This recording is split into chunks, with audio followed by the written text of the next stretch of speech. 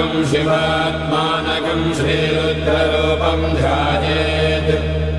शुद्धस्फटिकसङ्काशं त्रिनेत्रं पञ्चवक्त्रकं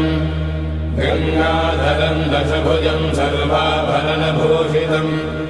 नीलग्रीवं शशाङ्काङ्कं नागयज्ञोपवेदिनं व्याघ्रधर्मोत्तरीयं च वरेण्यमभयप्रदम् कमण्डलवक्षसूत्राणाधारिणं शूलपाणिनं ज्वलन्तं पिङ्गलजटाशिखामद्योतधारिणं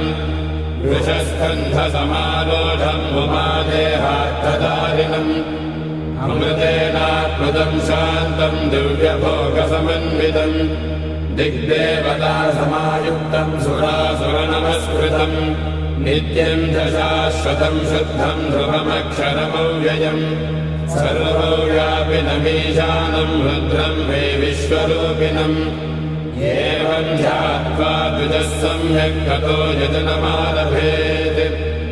अथातो रुद्रस्नानार्चनाभिषेकविधिं व्याख्यास्यामः आदितयेव तीर्थे स्नात्वा उदेत्य शुचिः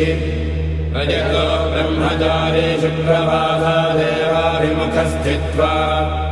आत्मनि देवता स्थापयेत्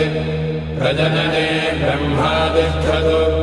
पादयोर्विष्णुस्तिष्ठतु हस्तयोर्हरस्तिष्ठतु बाह्वोरिन्द्रस्तिष्ठतु जठरे अग्निस्तिष्ठतु हृदये शिवस्तिष्ठतु कण्ठे वसवस्तिष्ठन्तु वक्त्रे सरस्वती तिष्ठतु नासिकयोर्वायुस्तिष्ठतु नयनयोश्चन्द्रादित्यो तिष्ठेताम् कर्णयोरश्विनौ तिष्ठेताम् ललाटे रुद्रास्तिष्ठन्तु मूर्ध्नादित्यास्तिष्ठन्तु शिरसि महादेवस्तिष्ठतु शिखायां वामदेवस्तिष्ठतु पृष्ठे पिनाकी तिष्ठतु पुरतः शूली तिष्ठतु पार्श्वजो शिवाशङ्करो तिष्ठेताम् सर्वतो वायुस्तिष्ठतु ततो बहिः सर्वतोऽग्निज्वालामाला परिवृतस्तिष्ठतु सर्वे शृङ्गेषु सर्वा देवता यथास्थानं तिष्ठन्तु मागुं रक्षन्तु ॐ अग्निर्मे वाचिः श्रितः वाहृदये हृदयं मयि